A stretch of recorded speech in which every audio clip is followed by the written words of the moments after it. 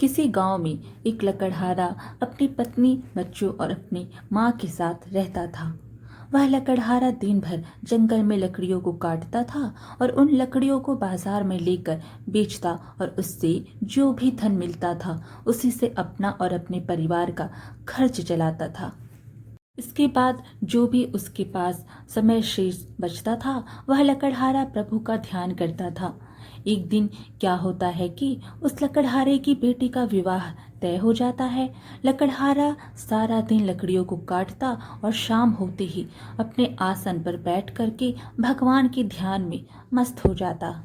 अक्सर गांव के जो लोग थे उस लकड़हारे को देख करके आपस में बातें किया करते थे। ये लकड़हारा तो सारा दिन भगवान की भक्ति में लीन रहता है, उसे अपने बेटे के विवाह की कोई चिंता नहीं है। पता नहीं यह लकड़हारा बारातियों का स्वागत करेगा भी या नहीं। उसने तो अभी तक दान दहेज का किसी तरह का कोई इंतजाम नहीं किया है। दूसरी तरफ लड़के वालों के कानों तक यह खबर पहुंच गई कि जो ये लकड़हारा है यह विवाह की तैयारी अभी तक इसने करना शुरू नहीं किया है, जबकि विवाह होने में कुल 3 दिन का समय बाकी था। लकड़हारा की जो माता थी उसको जब पता चला कि उसके बेटे के बारे में लोग इस तरह की बातें कर रहे हैं तो एक दिन वह रोते हुए उस लकड़हारे के पास पहुंची और उनसे कहने लगी कि बेटा, तुम सारा सारा दिन राम राम जाप करते रहते हो। अगर तुम इतना समय अपने काम में लगाते तो इतना धन कमा सकते थी जिससे तुम्हारी बेटी का विवाह बड़े आराम से संपन्न हो जाता। लकड़हारे ने जब अपनी माँ की बात सुनी तो उसने कहा कि माँ, मैं सारा दिन काम ही तो करता हूँ और कुछ समय मुझे जो भी मिलता है मैं प्रभु की भक्ति में लगा देता हूँ। जब माँ ने कहा कि बेटा, तू सिर्फ काम में मन लगाया कर जिससे विवाह के लिए कुछ पैसों का व्यवस्था हो जाए, पैसों का इंतजाम हो सके, इसलिए लकड़हारे ने कहा कि हर वक्त काम काज करता रहूं और भगवान को भूल जाऊं, यह मुझसे नहीं हो पाएगा। मैं जिस प्रभु की याद में जुड़ा हूँ, जिसके नाम का मैं जाप करता हूँ, उसे मेरे बच्चों की चिंता नहीं है। उस लकड़हारे की बात को सुन करके उसकी माता कहने लगी कि बेटा, जब भी मैं तुमसे काम पर ज्यादा ध्यान देने के लिए कहती हूँ तुम हमेशा यही बात कहते हो कि मेरा प्रभु मेरे सारे काम करेगा। भला ऐसा होता है क्या? प्रभु खुद किसी के घर में काम करने के लिए आते हैं? माता ने अपनी बात पर जोर देकर कहा कि बेटी के विवाह को केवल 3 दिन शेष बचे हैं। ना तो घर में एक पैसा है और ना ही बच्चों के पास कोई कपड़े हैं। अब बता, तेरे भगवान ऐसी स्थिति में क्या कर लेंगे?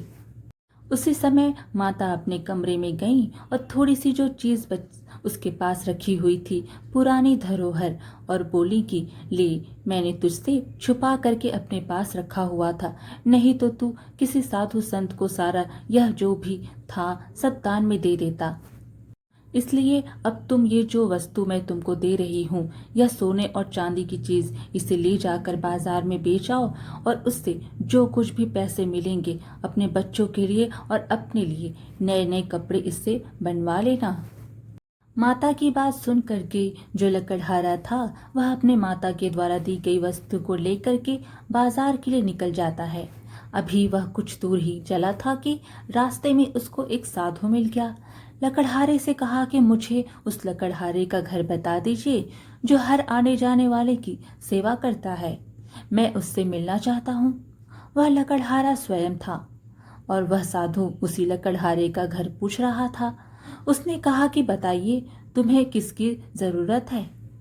उस साधु ने कहा कि मेरे पास अच्छे कपड़े नहीं हैं, इसलिए मैं चाहता हूँ कि मुझे थोड़े से कपड़े मिल जाए और मैं उसके घर जाकर उससे कपड़े ले आऊंगा।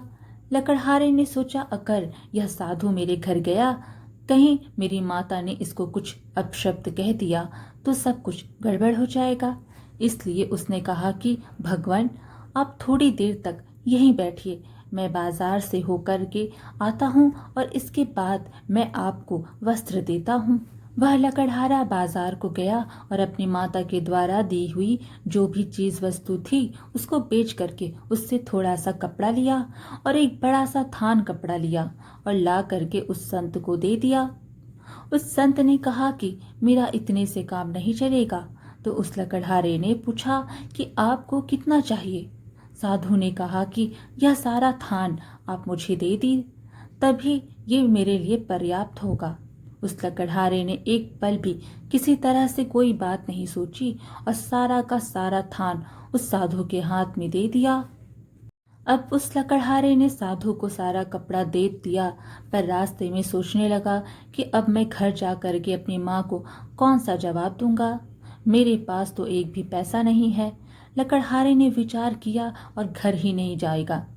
इस तरह से उसने विचार किया और वह जा करके गंगा के किनारे बैठ करके राम राम की भक्ति में लीन हो गया। भगवान के आगे विनती करने लगा और कहने लगा कि हे प्रभु, मैंने सारी जिंदगी तुम्हारे भरोसे पर ही काटी है और मैंने हमेशा लोगों से कहा है कि भगवान पर भरोसा रखो।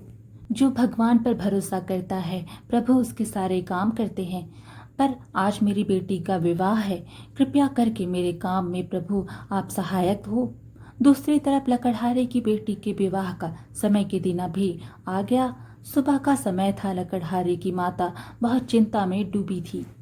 एक तरफ जो सगे संबंधी थे उनका आना शुरू हो गया था और दूसरी तरफ माता अपने पुत्र का इंतजार कर रही थी। इतने में उसे एक आवाज सुनाई दी कि माँ, दरवाजा खोलो। खुशी से दौड़ती हुई उसकी माँ जब बाहर गई तो देखा कि उनका पुत्र वही लकड़हारा बैलगाड़ी पर विवाह के लिए बहुत सारा सामान लाद करके सामने खड़ा है। उसको देख करके माँ हैरान होकर पूछने लगी कि बेटा, यह सारा सामान तुम कहाँ से लेकर आए हो। उस लकड़हारे ने कहा कि माँ, तूने जो मुझे चीज वस्तु दी थी उसी से बेच करके। एक रईस व्यक्ति ने जब मुझसे पूछा तो मैंने अपनी बेटी के विवाह के बारे में उसे सब कुछ बता दिया, तो उसने बहुत महंगे दामों में उसे खरीद लिया और उन पैसों से बच्चों के लिए बहुत से बढ़िया कपड़े मैं खरीद करके लाया हूँ और अपने लिए भी नए कपड़े लेकर के आया हूँ। बेटी की बात सुन करके जो माँ थी वह हैरान होकर के सोचने लगी कि मेरे बेटे के पास बादशाहों वाले कपड़े, जरूर किसी से इसने कर्ज ले लिया होगा। उन्होंने लकड़हारे से कहा कि हमने सारी जिंदगी लकड़ी का काम किया है, आज तक इतने पैसे नहीं कमाए, सिर्फ इतनी सी वस्तु बेचने से तुम्हें इतने पैसे कैसे मिल गए। माँ की बात को सुन करके वह लकड़हारा कहने लगा कि माँ, इसमें तो जरा सा भी शंका मत कर। जो तूने मुझे चीज वस्तु दी थी वह बहुत महंगे दामों में बिकी है, मेरा विश्वास करो। इतना कह करके उस लकड़हारे ने सारा सामान अपने घर पर रख दिए। कहते हैं कि कुछ समय के बाद जैसे ही बारात आई तो बड़े ही शाही अंदाज से उनका स्वागत किया गया। उन्हें किसी वस्तु की, किसी प्रकार की कोई कमी नहीं होने दी गई। पूरा गांव विवाह के अवसर पर उस लकड़हारे के घर में पहुंच गया और कुछ तो और ऐसे लोग भी थे जो सिर्फ उस लकड़हारे की इज्जत उछलते हुए देखना चाहते थे। लेकिन जब सगे संबंधियों और गांव वालों ने शाही शादी देखी तो बड़े हैरान हो गए। वे आपस में विचार करने लगी कि आज तक हमने कभी ऐसी शादी नहीं देखी जिसमें इतना दान दहेज दिया गया हो और इतनी मिठाइयाँ और पकवान बने हो। लकड़हारे ने तो कमाल ही कर दिया। इस तरह से सभी लोग उनकी प्रशंसा करने लगे। विवाह के समय जब बारातियों का भोजन परोसा जा रहा था तो उनके जो जूठे बर्तन थे वो खुद वह लकड़हारा उठाने लगा। अपने हाथों से एक स्थान पर रखते हुए वह जा रहा था और उस लकड़हारे को ऐसा करते हुए देख करके जो लकड़हारे की माँ थी उसने उसकी बाह पकड़कर कहा कि तुम बेटी के पिता हो, सभी बाराती तुमको देख रहे हैं, इसलिए यह काम छोड़ दो। पर लकड़हारे ने कहा कि माँ, आज मेरा मन चाहता है कि मैं कुछ सेवा करूं। तब उसकी माँ कहने लगी कि बेटा, कुछ ऐसी बातें कर रहा है कि लगता है कि तेरा स्वभाव मुझे कुछ बदला बदला नजर आ रहा है। और शाम होने पर लकड़हारे ने अपनी बेटी की विदाई भी की। इस तरह सारे काम से जब फुर्सत हुआ तो वह अपने आसन पर जा करके बैठे रहते हैं। तब माता ने आ करके पूछा कि बेटा, मुझे सच सच बता, इतना सारा खर्चा आखिर तुमने कैसे किया। इतनी महंगी पोशाक, इतना बढ़िया भोजन, इतना शानदार व्यवस्था, इस सब को देख करके हमारे जो पड़ोसी हैं और जो सगे संबंधी वह सब के सब हैरान थे। इतना शाही इंतजाम आखिर लकड़हारे ने कैसे किया? लकड़हारे ने कहा कि माँ, अब मैं बहुत थक चुका हूँ, सुबह होते ही मैं आपको सब कुछ बता दूंगा।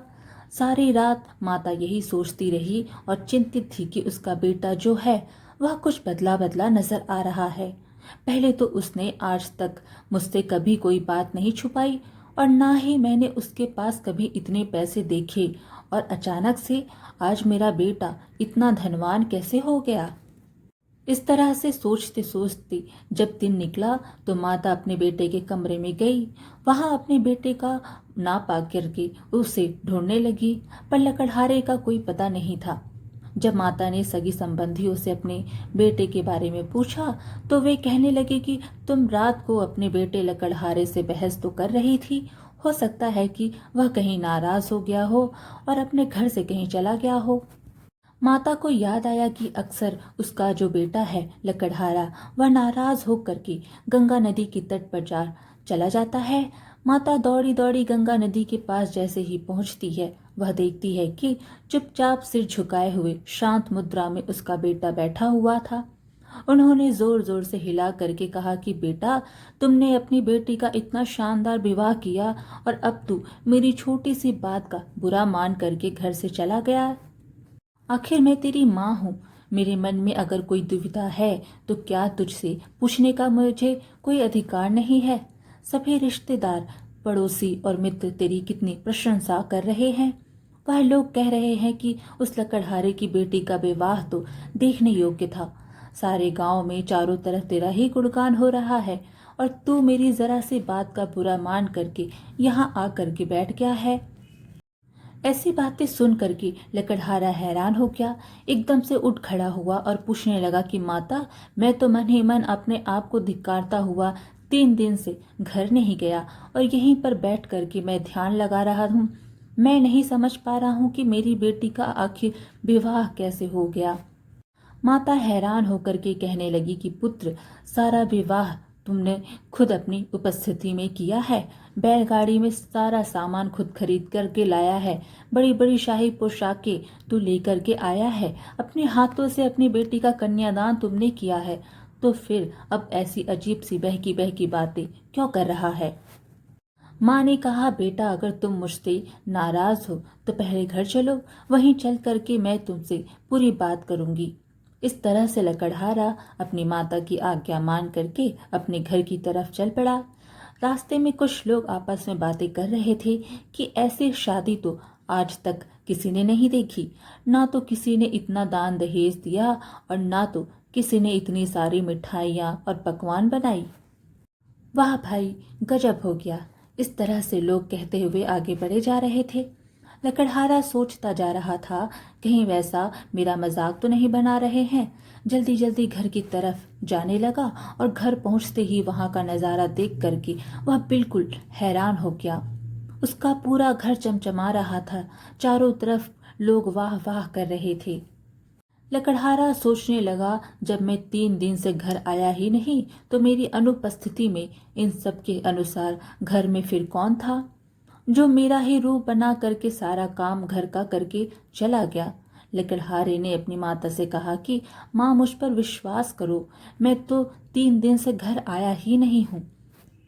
तूने जो मुझे वह चीज दी थी सोने चांदी की बेचने के लिए, उसे मैंने बाजार में बेचा तो था, पर मैंने रास्ते में किसी साधु के मांगने पर जो भी उससे सामान खरीदा था वह सब कुछ दे दिया था। उसके बाद जब मेरी जेब में एक पैसा भी नहीं बचा तो मैं फिर किस तरह से अपने घर को आता, और बेटी के ससुराल वाले जब मुझसे सवाल करते कि पिता होने के नाते अपना फर्ज भी नहीं निभा सका। तब माँ ने कहा कि याद कर बेटा, जब तू कल बारातियों के जूठे बर्तन उठा रहा था तो मैंने तेरा हाथ पकड़ करके काम करने से तुझे मना किया था। क्या तुझे ये भी याद नहीं है? इतना सुन करके लकड़हारा जो था, उसकी आंखों में आंसू की धारा बहने लगी। उन्हें सारी बात समझ में आ गई कि मेरी जगह मेरा रूप धारण करके खुद परमात्मा घर मेरे आए थे। मेरे प्रभु श्री राम मेरे घर में आए थे। फिर वह सोचने लगा कि वह भगवान कितना दयालु है, जो अपने सेवक की इज्जत बचाने के लिए खुद सेवक बन करके अपने भक्त के घर खुद काम करने के लिए चले जाते हैं। इस तरह अपने सेवकों की रक्षा करते हैं। जब माँ ने पूछा, बेटा अगर वो तू नहीं था तो वो कौन था जो तेरे रूप में सारा काम संवार गया? लकड़हारे ने जब अपनी माँ की बात सुनी तो कहने लगा, माँ तू अक्सर मुझसे गुस्सा होकर के कहती थी, इतनी भक्ति करके क्या मिलेगा तुझे? क्या प्रभु भी किसी के काम खुद करने आते हैं?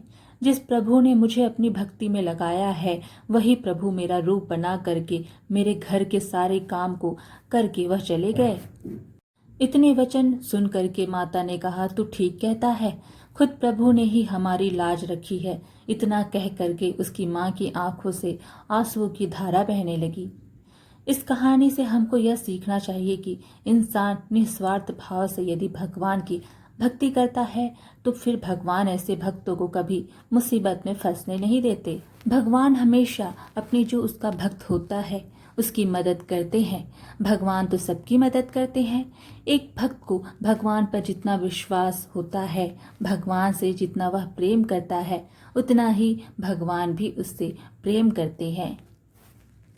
आज की कथा यहीं पर समाप्त हुई। फिर मिलेंगे एक और धार्मिक कथा के साथ। वीडियो पसंद आए तो लाइक शेयर ज़रूर करें और धार्मिक कथाएं सुनने के लिए हमारे चैनल को सब्सक्राइब कर लीजिए। धन्यवाद।